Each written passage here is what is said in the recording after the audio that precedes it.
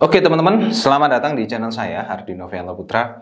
Di video kali ini saya mau bikin video mengenai bagaimana cara menentukan support dan resisten dan juga supply and demand di dalam chart ya. Nah, ini materi yang cukup mudah, bukan mudah, tricky ya.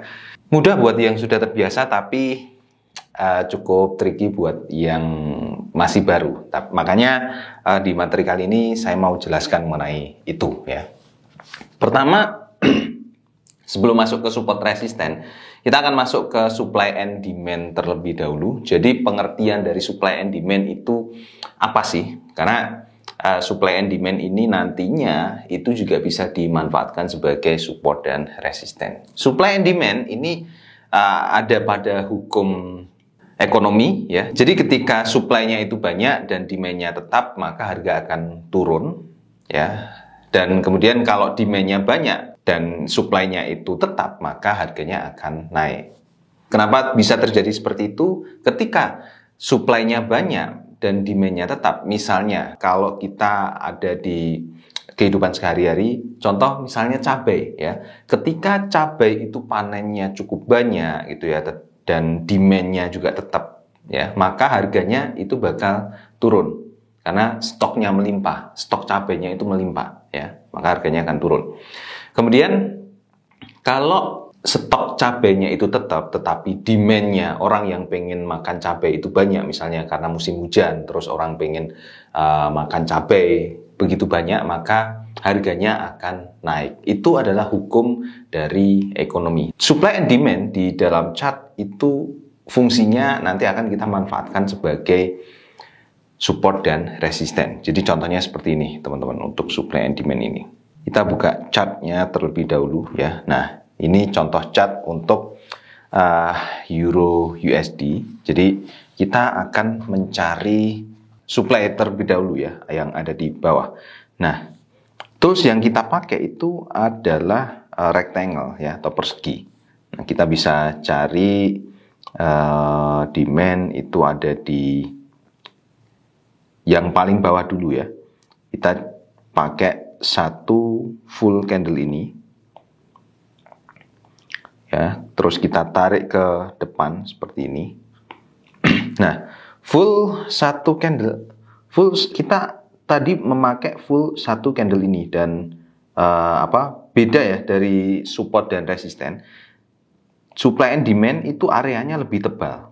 Makanya ketika nanti harganya itu turun sampai ke level ini, dia kemungkinan besar bakalan mantul atau ranging di area ini, kemudian akan berbalik arah naik atau akan lanjut turun ya, karena ini adalah area supply and demand sebagai area keseimbangan ya. Di market, supply and demand ini fungsinya sebagai area keseimbangan, di mana ketika harganya masuk di area supply and demand tersebut, maka akan terjadi koreksi atau akan terjadi pantulan market seperti itu ya. Nah, sekarang supply and demand ini bisa dimanfaatkan juga sebagai support dan resisten ya. Jadi sekarang kita masuk ke support resistennya dulu ya. Support resisten itu merupakan area-area level harga yang nantinya bakalan dilewati oleh harga ya di masa depan. Nah, level-level inilah yang nantinya akan kita manfaatkan sebagai untuk memetakan pergerakan harga akan ke arah mana.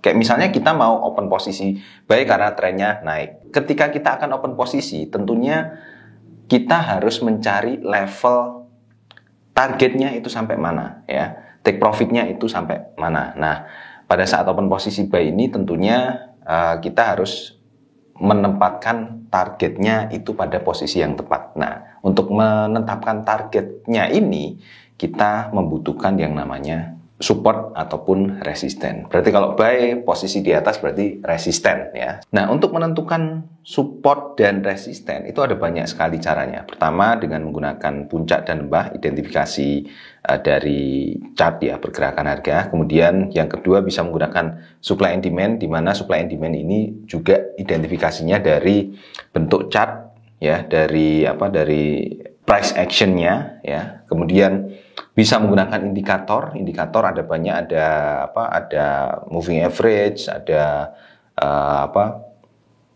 Bollinger Band dan lain-lain sebagainya ya. Kemudian bisa menggunakan tools yang sudah disediakan di MetaTrader ya. Contohnya bisa menggunakan garis mendatar, terus bisa menggunakan Fibonacci juga ya. Lalu bisa juga menggunakan pivot point. Nah, kalau pivot point itu agak rumit kalau teman-teman tidak memakai tools yang terpasang langsung di chart. Pivot point itu kita harus menggunakan kalkulator pivot point dan memasukkan angka di situ, kemudian mengembalikan angkanya, memasukkan lagi di chart lagi. Nah, ini agak ribet ya. Maka kita di sini cari cara menentukan level support resisten yang sederhana-sederhana saja. Pertama menggunakan puncak dan lembah, kemudian menggunakan supply and demand, lalu menggunakan indikator yang akan kita pakai nanti pakai moving average ya, kemudian menggunakan Fibonacci seperti itu. Pertama kita pakai identifikasi puncak dan lembah terlebih dahulu. Nah, di sini kita ada identifikasi, ada di atasnya ini ya, di atas ini sebagai resisten. Itu ada puncak di sini, terus di sini ini nggak masuk ya, karena ya sebenarnya masuk sih karena tipis, dia masih ada di atas ya. Terus untuk lembah ini sebagai support ya, ini kita masukkan juga. Yang bawah-bawah ini juga sama, ini bisa dijadikan sebagai support. Nanti kalau untuk mapping kita butuh ini ya. Oke, terus langsung saja kita pasang garisnya. Kita butuh sinar horizontal di sini. Nah, ini tepatkan di ujung sini. Ini sebagai resisten. Kemudian lagi ini sebagai support ya. Nah, pertama untuk menentukan support resisten, kita tinggal ya cari aja support resisten yang terdekat dari market ini ya. Karena apa? Karena kalau kita nyari yang jauh-jauh, maka potensi dia untuk menyentuh level support resisten itu akan cukup lama dan ya masih jauh. Nah, padahal kita trading di forex ini tujuannya untuk trading jangka pendek. Jadi kalau kita mau ambil support resisten yang jauh, ya maka kita nunggunya juga cukup lama. Jadi lebih baik kita cari yang paling dekat terlebih dahulu. Nah, posisi seperti ini kita bisa identifikasi kalau harganya pertama, karena ini chartnya itu naik ya, candlestick terakhir itu naik, maka harganya bisa naik seperti ini, lalu balik mantul turun lagi, naik lagi, baru dia tertembus naik. Nah, sekarang kita cari level resisten atasnya ya, resisten setelah ini. Caranya gimana? Kalau di belakang sini kita nggak menemukan resistennya dari candlesticknya, karena di belakang nggak ada candlestick di belakangnya.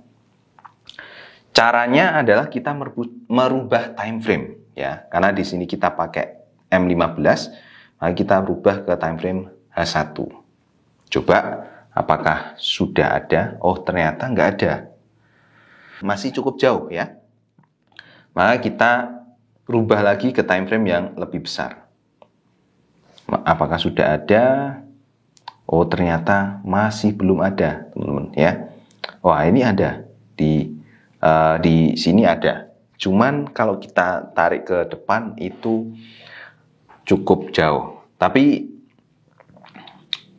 kalau kita rubah ke time frame yang lebih gede, maka kita tidak bisa melihat detail pergerakannya seperti apa. Kita butuh detail pergerakannya soalnya ya, untuk memasang level resisten di sini ya, yang paling dekat. Nah, kalau kita perhatikan level yang paling dekat itu ada di sini ya, kisaran di sini, maka harusnya kita pasang level resisten itu di sini pada ini ya, ini pada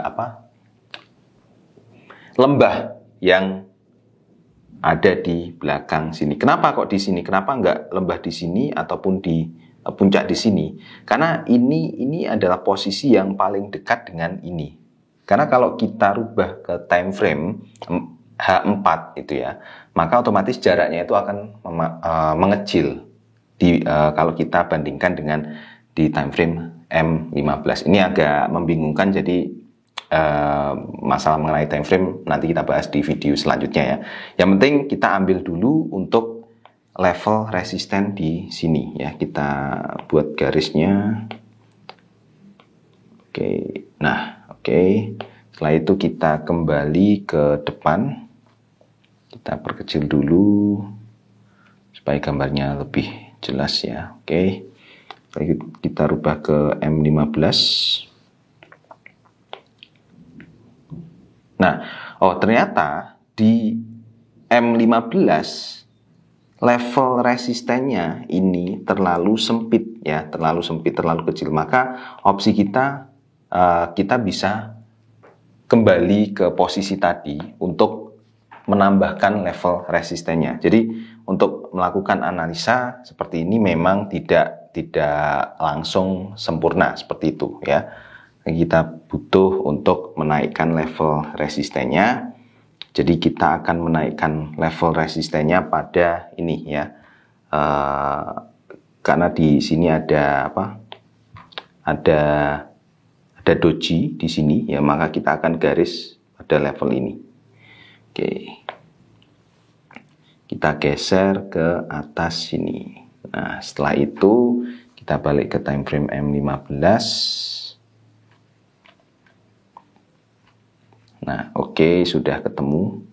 Nah, ini jarak yang ideal ketika nanti harganya itu akan naik ke atas ya.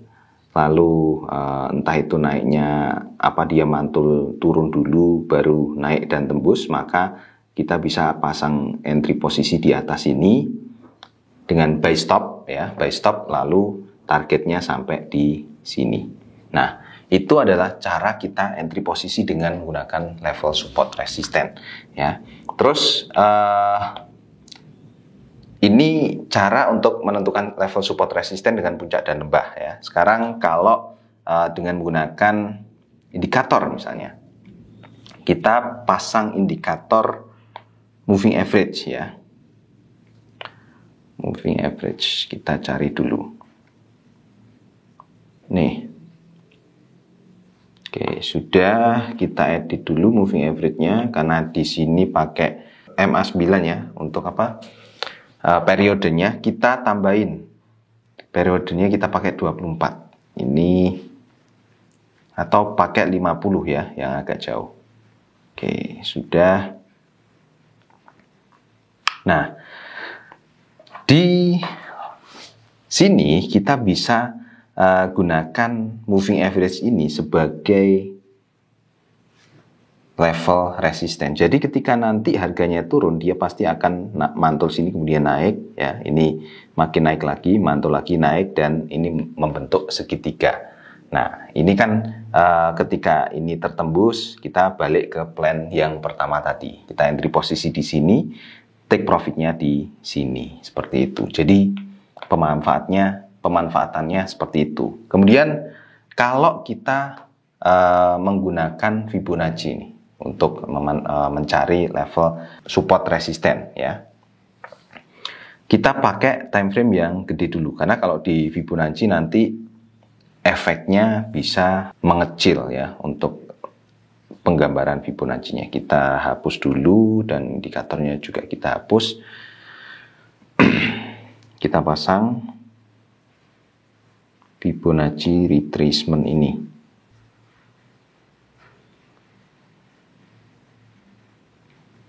Oke. Nah, sekarang kita turun ke M15.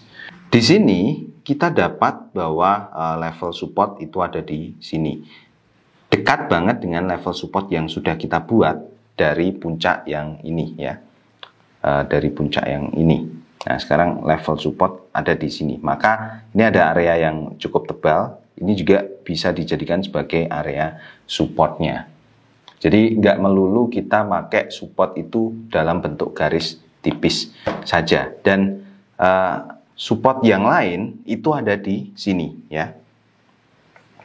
Ada di sini. Ini berdasarkan garis Fibonacci-nya ya. Ini kita tinggal pakai saja di sini. Kemudian kalau resisten kita nggak kelihatan di atas, maka kita bisa dapat di sini. Ini cukup jauh sih. Nah, kita butuh time frame yang lebih gede untuk deteksi ini ya. Kita pakai H4 seperti ini.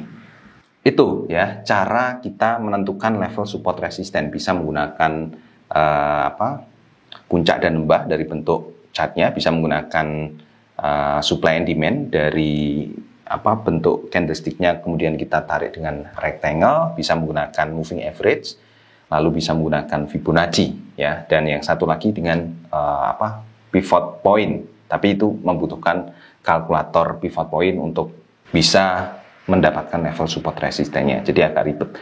Makanya saya buat sesimpel mungkin, mudah-mudahan teman-teman bisa paham ya mengenai materi ini. Oke, gitu saja teman-teman untuk materi kali ini. Semoga teman-teman bisa mengerti. Kalau teman-teman masih kurang ngerti, teman-teman bisa tanyakan langsung di WA saya di 0817242194. Sampai ketemu di video selanjutnya. Bye-bye.